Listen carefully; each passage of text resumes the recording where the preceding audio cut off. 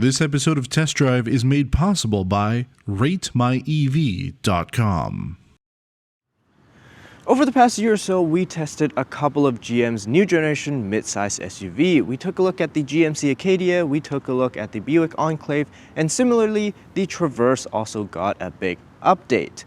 Now, it seems like, however, that Cadillac never got the memo because the XT6 was never updated. But in fact, they were actually busy working on this. This is the 2026 Cadillac VISTIQ. Let's check it out. Alright, let's talk specs. The VISTIQ gets 4 trims: luxury, sport, premium luxury, and platinum. The luxury and the sport are essentially identical in terms of equipment. They both have the same starting price of about 96,000 Canadian dollars. The only difference is that luxury gets a chrome exterior accents and the sport gets blacked out exterior accents. This one is the premium luxury trim, which starts at about 113,000 Canadian dollars, but this one, as tested, is closer to 115. Now, it's sort of the same with the premium luxury and the platinum in terms of the themes.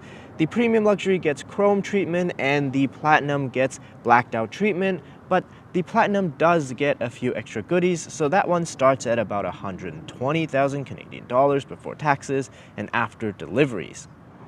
Up front, you get vertical LED headlights along with Cadillac's signature EV light-up grille. Upon startup and shutdown, you'll see some cool animations, which is nice.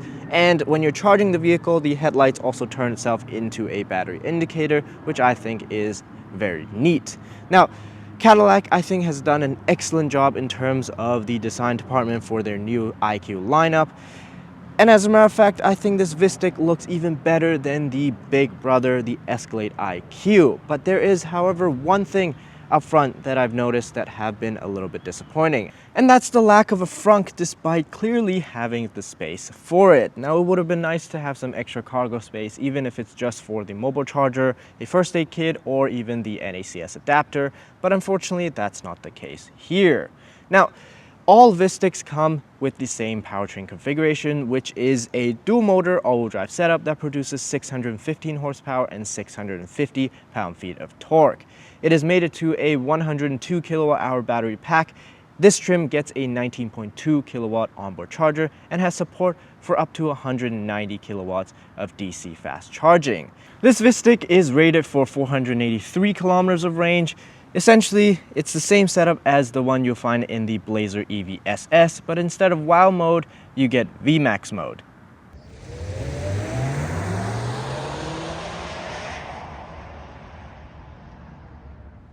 In terms of dimensions, despite the VISTIQ being visibly larger than the LYRIQ and having an extra row of seat in the back, they actually share the same wheelbase. It's really only the rear overhang that gives you the extra 9 inches in length.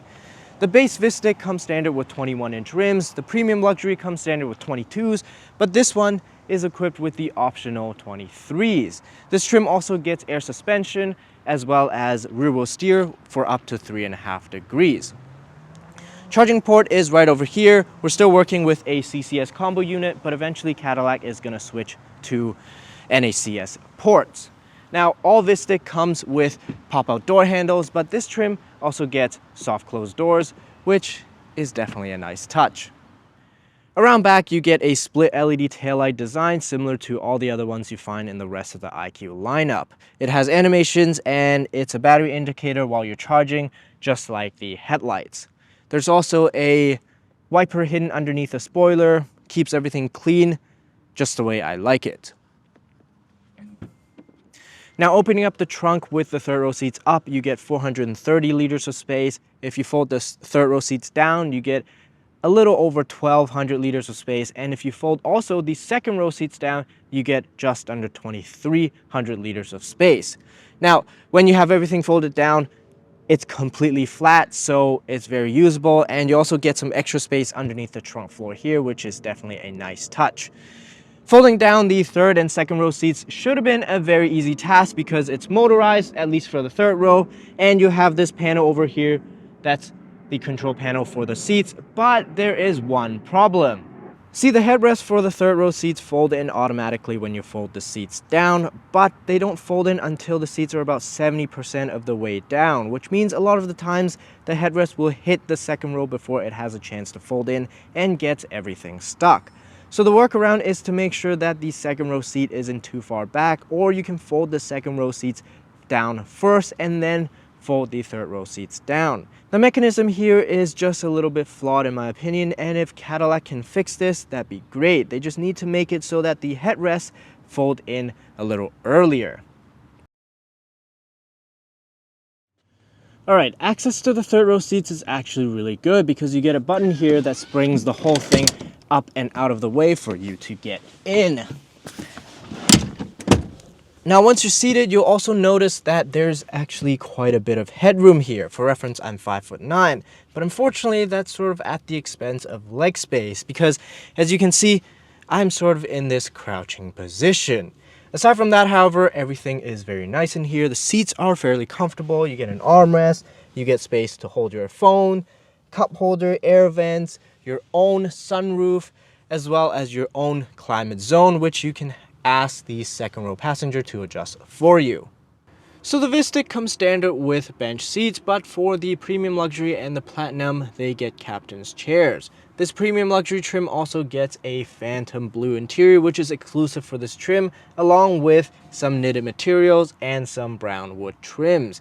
This color combination looks great and the seats feel very comfortable, but they're actually not real leather. These are the Novolux seats, which is a step up from the ones you find in the Optic, which is the Interlux seats, but they're still leatherette.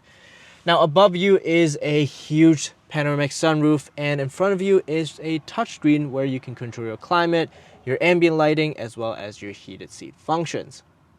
Up front, both the passenger and the driver gets heated and ventilated massaging seats with memory functions. Heated steering wheel is also, of course, included, and for climate, you actually get a separate screen down here to control everything.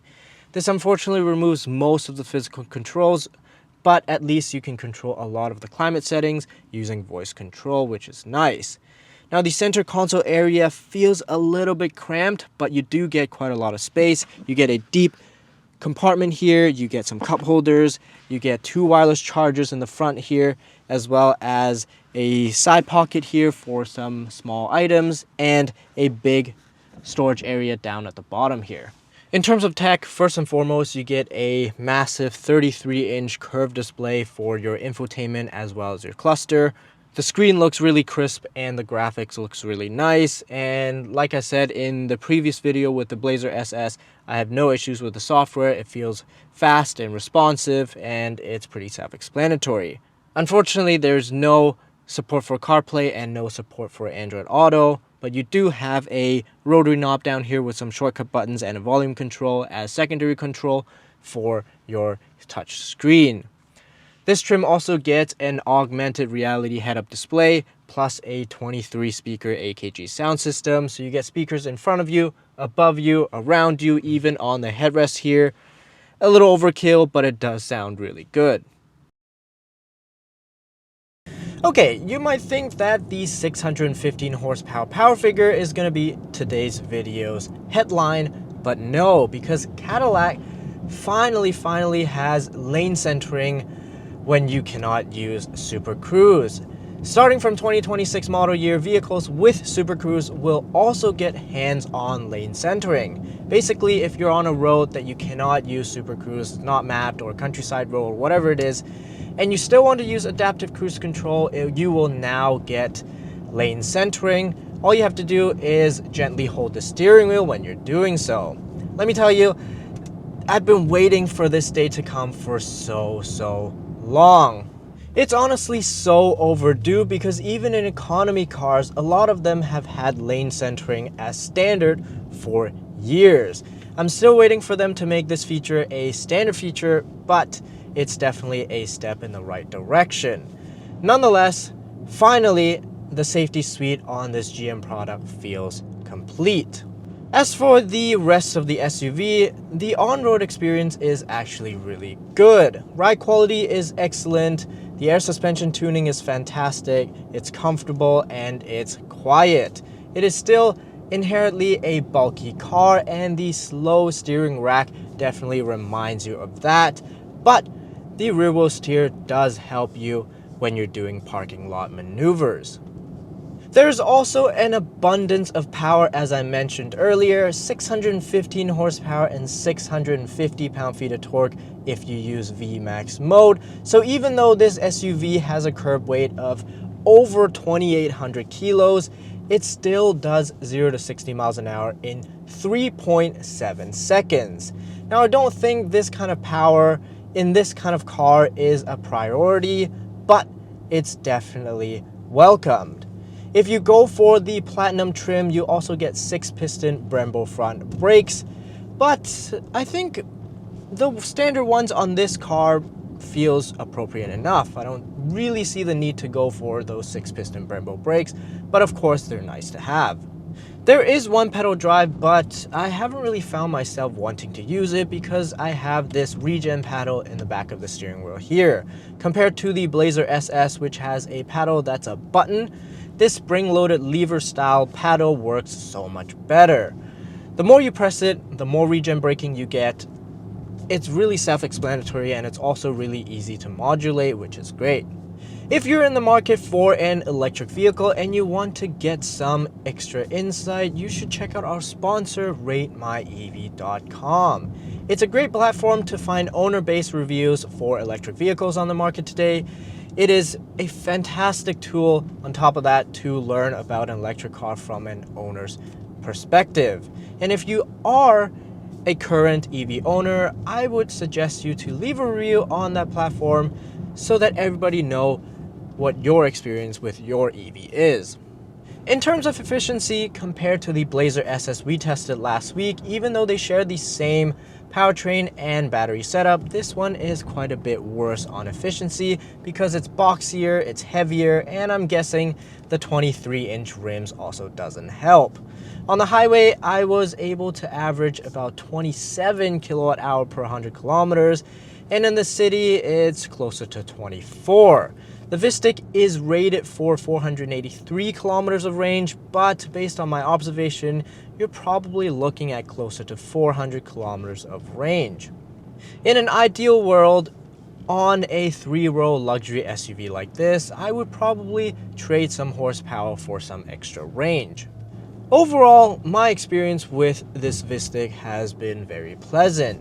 Now, the ESCALADE IQ is obviously still the flagship in the lineup, and people who want the ESCALADE name will still buy the ESCALADE, but for a majority of the families, the VISTIQ is probably the better solution. It's still plenty powerful, it's still comfortable, it's still spacious, it's still luxurious, but it's way more approachable in terms of the vehicle size, as well as, more importantly, the price tag. Is the VISTIQ the new ESCALADE? Let me know down in the comments below. Don't forget to like and subscribe, and we'll see you in the next one. Thank you for watching. What about VMAX mode? Whoa. Yeah, it is so quick. Okay, how is the turning circle on this VISTIQ?